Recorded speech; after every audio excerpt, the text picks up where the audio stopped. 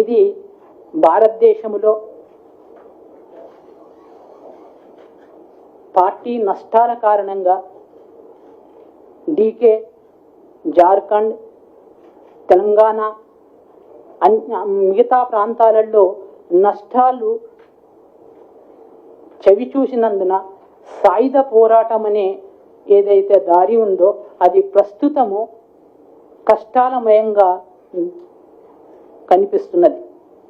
దాని కారణంగా తెలంగాణ సర్కారు కల్పించిన మెయిన్ స్ట్రీమ్లో భాగంగా అందులో ఉండే అనుకూలతల కారణంగా మేము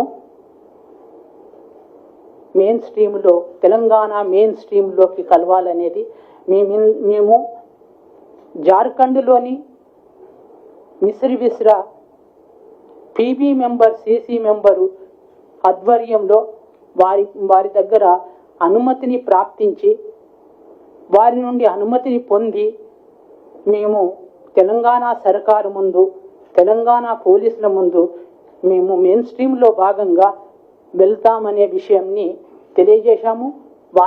వారు కూడా మాకు అనుమతించారు. మీరు మీ ఆలోచన ఎలాగున్నా మీరు వెళ్ళవచ్చు, దానికి ఎలాంటి అభ్యంతరము లేదు అనేది అక్కడి పీబీ మెంబరు మిశ్రి విశ్రా తన అభిప్రాయాన్ని తెలియజేశారు. ఇది ప్రజలందరికీ మేము తెలియజేసేది ఏంటంటే, ఈ సందర్భంగా ప్రజలందరికీ మా హృదయపూర్వక వందనాలతో పాటు పేద ప్రజలు తప్పకుండా ఏనాడో ఒకనాడు వాళ్ళ హక్కులను సాధించుకొని లీగల్ పద్ధతుల ద్వారా ఈ దేశానికి ఉపయోగపడతారనేది మా ఆశ. మేము కూడా వాళ్ళకు శాంతియుతంగా ఆ ప్రజలు చేయాలనేది మా ఆశగా ఉంది. ఇంతే నేను చెప్పదలుచుకున్నది.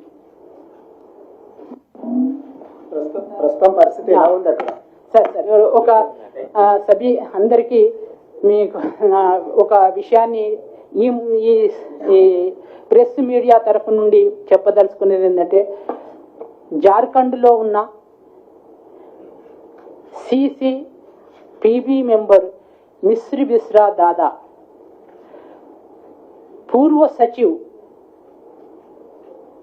గణపతి గారికి మేము ఈ ప్రెస్ మూలకంగా తెలియజేసేది ఏంటంటే, తెలంగాణ సర్కారు కల్పించిన అనేక సదుపాయాలు, దానితో పాటు దేశంలో ఉన్న పరిస్థితులు మనకు అనుకూలించని పరిస్థితుల కారణంగా వారు కూడా ఈ మెయిన్ స్ట్రీమ్లోకి వచ్చి చేరి తెలంగాణకు లో ప్రజలకి, తెలంగాణ సర్కారుకి